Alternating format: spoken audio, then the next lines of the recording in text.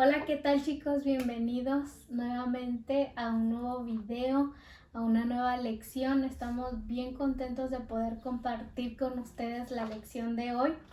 Y pues para comenzar esta lección, mi esposo va a orar por nosotros y va a orar por ustedes también que se encuentran ahí en su casa.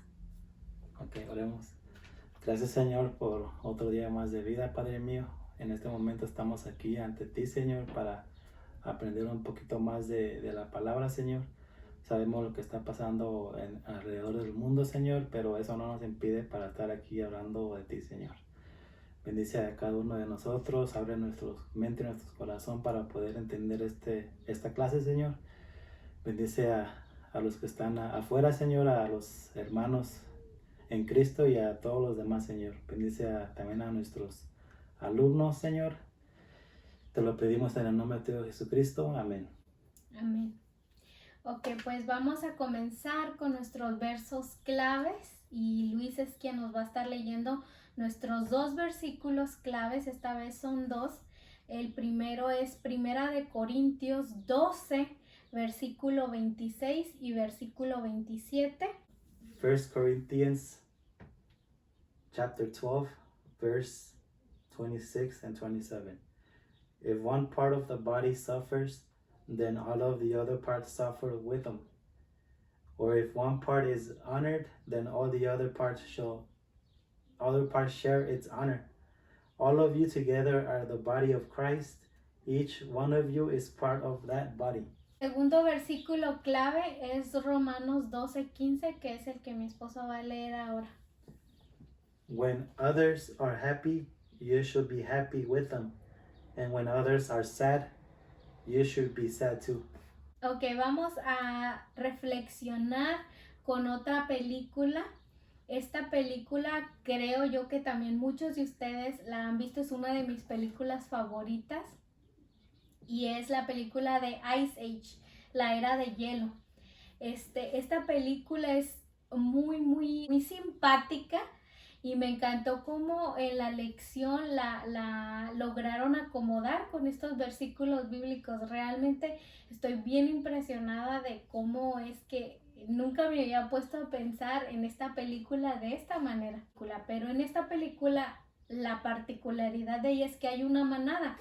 Una manada es un grupo de animalitos que se juntan, por lo regular, por ejemplo, unas vacas, unos borregos, pero esta manada es completamente diferente a lo que sería una manada normal. Esta manada está conformada por Sid, que es un perezoso, por un dientes de sable, que se llama Diego, por Manny, un mamut, y por un bebé. Entonces todos son completamente diferentes, pero nos da una impresionante lección al ver de que se forma una familia donde todos son diferentes, pero el uno se preocupa por el otro y donde todos se ayudan mutuamente y todos tienen una misma meta, la cual es poder llevar al bebé con su familia.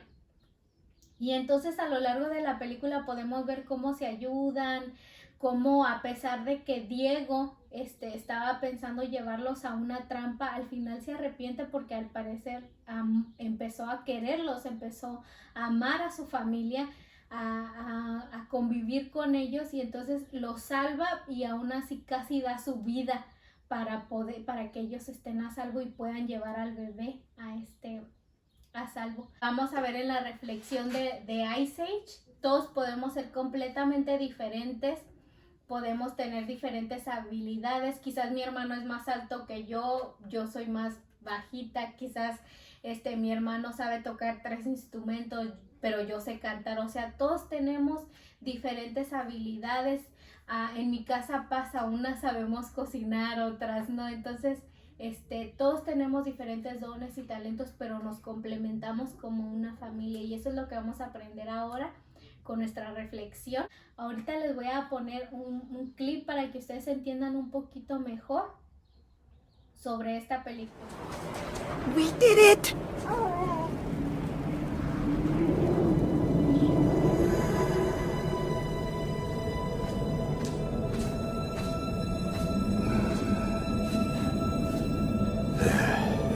We were some team, huh? Were? Come on, we're still a team. I'm, sorry I set you up. You know me. I'm too lazy to hold a grudge. Hey, knock it off, Squirt. You gotta be strong. You have to take care of Manfred and Sid. Especially Sid. Come on, you can lick this. You're a tiger. Look, I'll carry you. Come on, what do you say? Oh, come on, Diego, come on. Tell him he's gonna be okay, Manny. Listen, you have to leave me here. If those humans get through the pass, you'll never catch them. You didn't have to do that. That's what you're doing, Herd.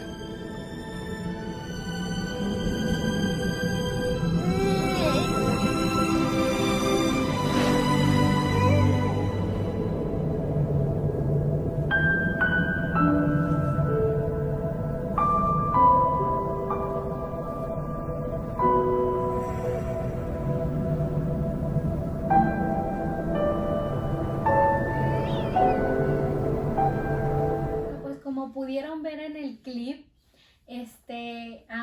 me encanta en Romanos 12:15 que si no lo puede volver a leer mi esposo, When others are happy, you should be happy with them.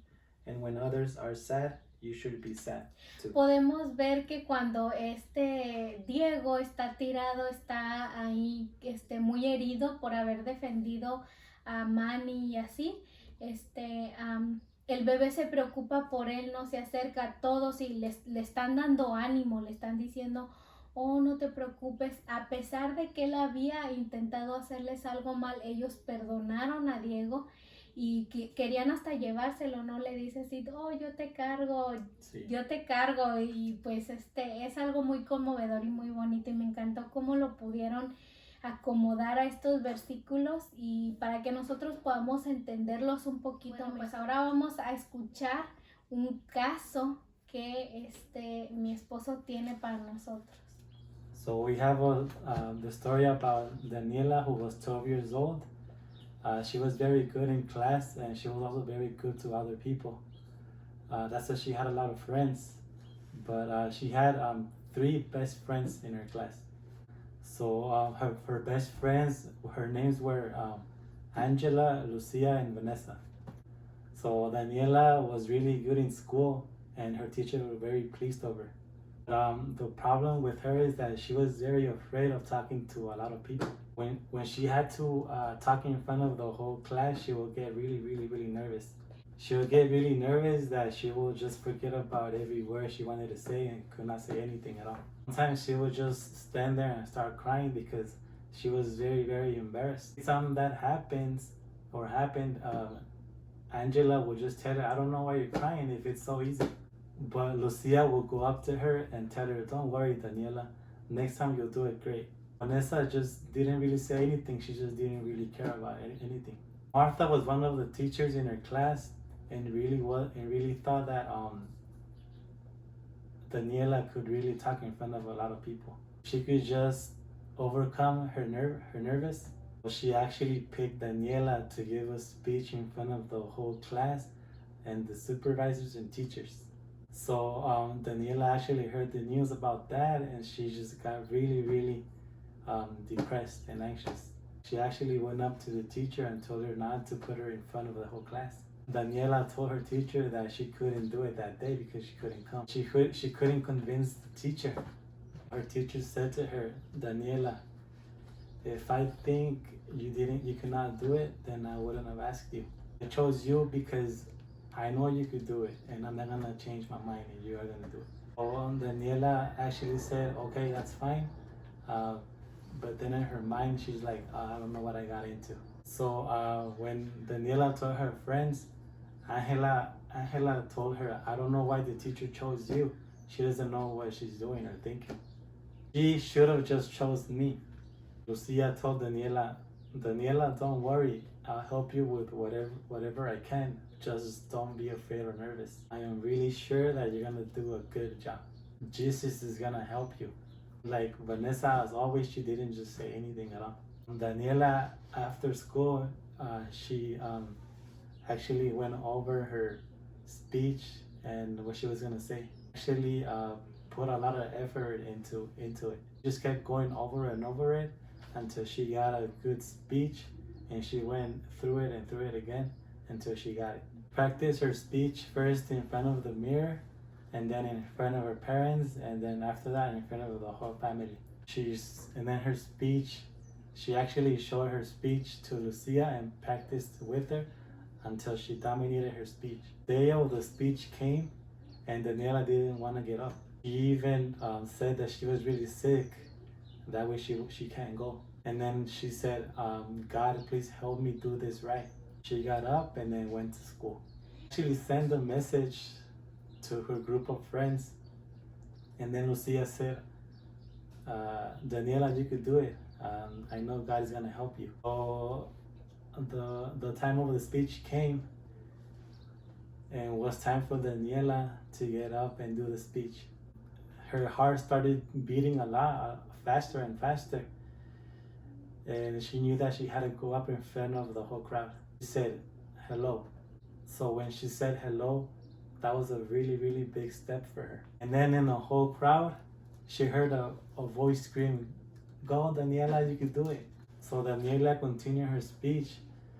The more and more she talked, the more confident she was getting. So she finished her speech. So the whole students, the teachers, and the parents, they all got up to applaud to her.